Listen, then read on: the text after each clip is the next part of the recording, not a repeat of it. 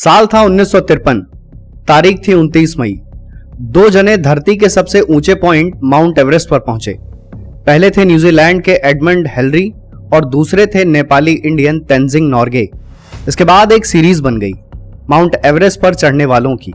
अब स्थिति यह है कि एक साल में हजारों लोग माउंट एवरेस्ट की चढ़ाई पूरी करते हैं। माहौल हमेशा गुलजार रहता है, चहल पहल बनी रहती है। लेकिन ये एक पहलू है, हर साल हजारों लोगों के माउंट एवरेस्ट पहुंचने की वजह से ये भी हो रहा है। इन फुटेजेस का मतलब आप समझ ही गए होंगे कि माउंट एवरेस्ट में स्थिति सही नहीं है। ये सब वहां के इकोसिस्टम और वहां के लोगों के लिए अच्छा नहीं है। बात थोड़ा गंभीर हो चली है। सफेद पोश बर्फ की खूबसूरत आकृतियों पर घाव से नजर आने वाले प्लास्टिक के टुकड़े मौजूद हैं। जिन्होंने बर्फीली वादियों की मुलायम परत पर कदम रखा है वो अच्छे से जानते हैं कि प्लास्टिक के ये टुकड़े सिर्फ टुकड़े नहीं हैं, ये प्लास्टिक वेस्ट है, कचरा है। ऐसा कचरा जो ऊंचे पहाड़ों के गालों से आंसुओं की तरह गिरता है, जो आंसू पर्यावरण से लेकर इंसानों के कष्ट का कारण बनने वाले हैं। हिमालयन माउंटेन रेंज की एक पीक को माउंट एवरेस्ट कहा जाता है। इसका कुछ एरिया नेपाल में है और कुछ तिब्बत में। फीट में इसकी ऊंचाई 29,000 है और मीटर में 8,849। दो देशों के बीच मौजूद माउंट एवरेस्ट के दो अलग नाम हैं। नेपाली में सागरमाथा, इसका मतलब है फोरहेड इन द स्काई, और तिब्बती में इसे चोमोगलंगमा कहा जाता है। एक ऐसी एलिफेंट मदर गॉडेस जो इंसानियत और जानवरों की रक्षा करती है। पूरे इलाके में जहां हाईएस्ट पीक्स हैं वो इलाका ग्रेटर हिमालय या हिमाद्री कहा जाता है। माउंट एवरेस्ट हिमाद्री में ही है और हिमालय के बियॉन्ड रीजन को ट्रांस हिमालय कहा जाता है। यहाँ मौजूद है K2, दुनिया की दूसरी सबसे ऊंची पीक। हिमालयन रेंज के आसपास जितने भी देश हैं वहां के मौसम की दिशा और दशा तय करने में ये पहाड़ अहम भूमिका निभाते हैं। धीरे धीरे धरती पर दुनिया का tallest point, world's highest garbage dump बनता जा रहा है। अगर क्लेम इतना बड़ा है तो बेस भी मामूली नहीं होगा। दरअसल कैमरा ये दिखा देता है कि कौन माउंट एवरेस्ट पर पहुंच गया है और वो जगह कितनी सुंदर है, लेकिन कैमरे का लेंस उस तरफ नहीं पहुंच पाता जहां प्लास्टिक वेस्ट होता है, जहां पहाड़ों की सफेद खूबसूरती को रंग बिरंगे प्लास्टिक दागदार बना रहे हैं। द अटलांटिक की रिपोर्ट कहती है कि लगभग 50 टन कचरा तो केवल माउंट एवरेस्ट के स्लोप यानी ढलान पर मौजूद है। एवरेस्ट पर कुछ कैंप साइट्स हैं जैसे कैंप 2, कैंप 3 और कैंप 4, जहां माउंटेन क्लाइंबर्स यानी पर्वतारोही कैंपिंग करते हैं। 2019 में हाईएस्ट कैंप साइट कैंप 4 में 30 हैवी टेंट पाए गए थे। इतने टेंट्स 11,000 पाउंड प्लास्टिक वेस्ट के बराबर हैं। बेस कैंप से 2 लेवल ऊपर कैंप 2 में 17,000 पाउंड ट्रैश पाया गया था। ये तो फिर भी सेलेक्टेड सालों का डेटा है। इसके बाद वाले सालों में स्थिति और खराब ही हुई है। हर साल हजारों किलो कचरा इकट्ठा होता है। बर्फ के साथ ही कचरा नीचे धंस जाता है। घंटों की खुदाई और मशक्कत के बाद वो किसी तरह बाहर आता है। इससे भी ज्यादा हैरानी की बात यह है कि माउंट एवरेस्ट पर हर साल होने वाले प्लास्टिक पोल्यूशन की तुलना में उसे हटाए जाने या साफ किए जाने का रेशियो बेहद कम है। और हटाए या साफ किए जाने तक प्लास्टिक माउंटेन से लेकर ग्लेशियर समेत पूरे इन्वायरमेंट का काफी नुकसान कर देते हैं। माउंट एवरेस्ट में एक और डरावनी चीज होती है, ये धीरे धीरे माइटी ग्रेवयार्ड बनता जा रहा है। 2019 की बात करें तो माउंटेन क्लाइंबिंग करते हुए कुल 11 लोगों की मौत हुई थी। बहुत से पर्वतारोही चढ़ाई पूरी नहीं कर पाते, बीच में ही थक जाते हैं। कुछ को सांस की परेशानी हो जाती है, कुछ का शरीर साथ नहीं देता और कुछ पहाड़ के साथ साथ मौत से भी हार जाते हैं। इतने ऊंचे पहाड़ पर एक शरीर को खींचना संभव नहीं होता, इसलिए ज्यादातर को वहीं छोड़ना पड़ता है। वहां का लो टेम्परेचर डेड बॉडीज को वैसे का वैसा बनाए रखता है। मौसम खराब होने पर उन बॉडीज पर बर्फ की मोटी परत चढ़ जाती है। जब ग्लोबल वार्मिंग जैसे इश्यूज की वजह से तापमान बढ़ता है तब बॉडीज ऊपर आ जाती हैं। इसका सबसे इंस्टेंट नेगेटिव इम्पैक्ट है कंटेमिनेशन ऑफ वाटर। इसका सीधा असर लोगों के पीने के पानी पर पड़ता है। माउंट एवरेस्ट सिर्फ वर्ल्ड्स हाईएस्ट गार्बेज डंप ही नहीं बन रहा है, बल्कि एक बिग टॉयलेटिक गार्बेज डंप भी बनता जा रहा है। यह समस्या नई और अनयूजुअल लग सकती है, पर है नहीं, क्योंकि ये परेशानी तब से ही मौजूद है जब से लोग माउंटेन क्लाइंबिंग कर रहे हैं।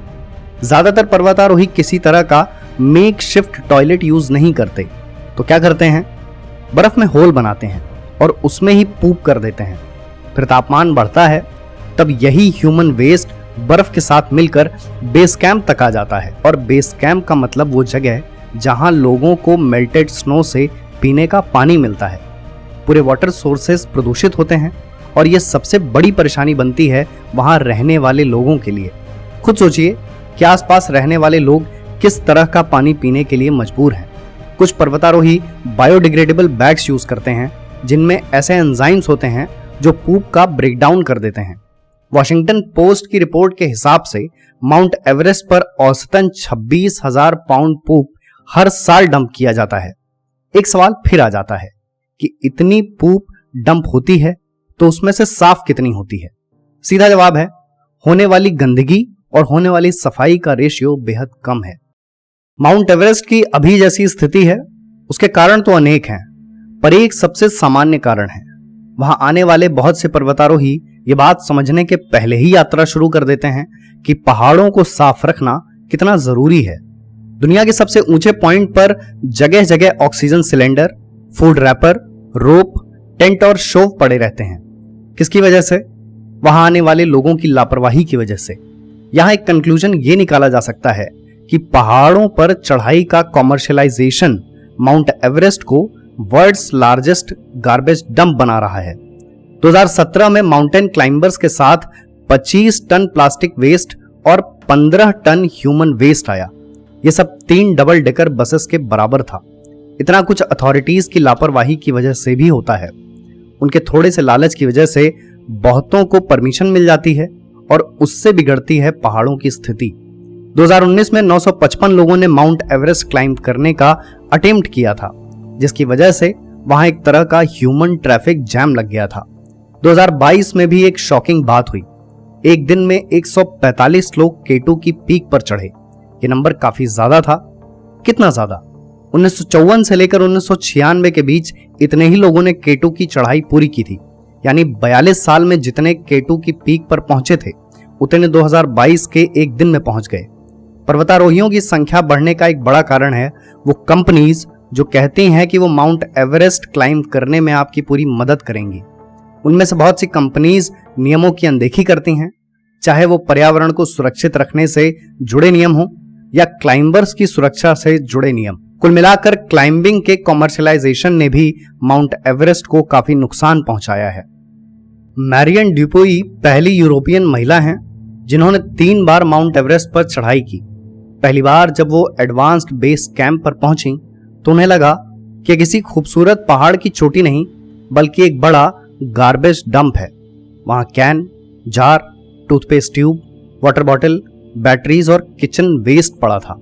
एक इंटरव्यू में बात करते हुए उन्होंने कहा कि माउंट एवरेस्ट के कैंप 3 को डेड जोन कहा गया है। यहां जिंदा रहना लगभग नामुमकिन है। एक इंसान यहां जितनी देर रुकता है उसके मरने की संभावना उतनी ज्यादा हो जाती है। यहीं पर सबसे ज्यादा प्लास्टिक वेस्ट भी मौजूद है क्योंकि लोग यहीं पर सबसे ज्यादा जल्दी में रहते हैं। चाहे चढ़ना हो या उतरना, लोगों में डर इस कदर हावी रहता है कि वो भूल जाते हैं कि पहाड़ों की सुरक्षा और स्वच्छता की जिम्मेदारी उनकी भी है। 2012 में एक कंपनी ने मैरियन को वहां जाकर हालात समझने के लिए कहा कि लोगों के लिए अपनी ही चीजें वापस लाना इतना मुश्किल क्यों हो जाता है। मैरियन ने 2016 से 2019 के बीच वहां पर क्लीन एवरेस्ट कैंपेन शुरू किया। माउंटेन प्रोफेशनल्स और क्लाइंबर्स के अलावा ट्रूप्स और कई देशों के लोग इस इनिशिएटिव में आगे आए। कैंपेन में लोकल्स को शामिल करने के लिए एक प्रोग्राम जोड़ा गया, कैश फॉर ट्रैश। पूरे अभियान में इतने लोगों का आगे आना इसलिए भी जरूरी था क्योंकि उतनी ऊंचाई पर कचरा इकट्ठा करना एक मुश्किल काम है। कैंपेन में ऐसे तरीके खोजने पर भी जोर दिया गया जिनसे नए ट्रैश की मात्रा कम की जा सके। डिस्पोजेबल साइट्स बनाई गई, रिसाइक्लेबल वेस्ट के लिए अलग और नॉन रिसाइक्लेबल वेस्ट के लिए अलग। कहा गया जो कंपनीज अपने साथ ले जाने वाली चीजें वापस नहीं लाएंगी उनका लाइसेंस रद्द कर दिया जाएगा, खास तौर पर वो चीजें जो प्लास्टिक वेस्ट बनती हैं। इतना कुछ होने के दौरान सरकार ने भी कई एफर्ट्स लिए हैं। नेपाल की सरकार ने पिछले कुछ समय में लिमिटेड क्लाइंबिंग परमिट्स दिए हैं। इसका दूसरा पक्ष भी है। माउंटेन क्लाइंबिंग नेपाल में एक इंडस्ट्री बन चुकी है, जिसके चलते हर साल $300 मिलियन का रेवेन्यू जनरेट होता है। हजारों लोगों को रोजगार मिलता है। इसलिए लाइसेंस की लिमिटेशन अंतिम समाधान नहीं है। सरकार क्लाइंबर से $4000 का सिक्योरिटी डिपॉजिट भी कराती है।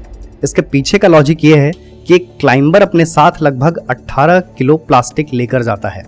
मतलब ये कि उसे वापस भी इतने प्लास्टिक के साथ ही आना चाहिए। जो क्लाइंबर 18 किलो प्लास्टिक के साथ वापस आता है, उसे सिक्योरिटी डिपॉजिट वापस किया जाता है, और जो इतने से कम प्लास्टिक लेकर वापस आता है उस पर फाइन लगाया जाता है। नेपाल में एक कमेटी भी है, Sagarmatha pollution control committee, short में SPCC। ये माउंट एवरेस्ट को पॉल्यूशन फ्री बनाए रखने के लिए काम करती है। इस कमेटी के मुताबिक माउंट एवरेस्ट के निचले इलाके में एक बायोगैस प्लांट प्लान किया जा रहा है, जिससे पहाड़ में होने वाले ह्यूमन वेस्ट का सेटलमेंट हो सके। कमेटी का कहना है कि रबिश कलेक्शन के लिए टीम्स भी बनाई जाएंगी। लोगों को समझना होगा कि ये इतना बड़ा अभियान सरकार अकेले नहीं चला सकती है। इसके लिए लोगों को इंडिविजुअल लेवल पर आगे आना पड़ेगा, और यही पूरे विषय का कोर है। यहाँ सबसे पहले लोगों को जागरूक होना पड़ेगा, खासकर यहाँ आने वाले बाहरी लोगों को, क्योंकि लोगों द्वारा किए गए प्रदूषण को लोग ही समेट सकते हैं। ग्लोबल वार्मिंग की वजह से ग्लेशियर्स पहले ही पिघल रहे हैं, क्लाइमेट बस्ट भी पहले से काफी ज्यादा बढ़ा है। ऐसे में लोगों को ध्यान रखना पड़ेगा कि वो माउंट एवरेस्ट की सूरत बिगाड़ने में कोई भूमिका न निभाएं। प्लास्टिक धरती से लेकर समुद्र तक कितना भयावह है, इस पर हम पहले ही एक वीडियो बना चुके हैं। ऐसे में पहाड़ों को इनसे बचाए रखना बेहद जरूरी हो जाता है। हमें खुद जागरूक होकर अपनी आने वाली पीढ़ी को बताना पड़ेगा कि पहाड़ों की सुरक्षा और स्वच्छता कितनी आवश्यक है। आने वाले कल को तभी बेहतर बनाया जा सकता है अगर हम समय रहते अपने हिस्से की कोशिश में लग जाएं।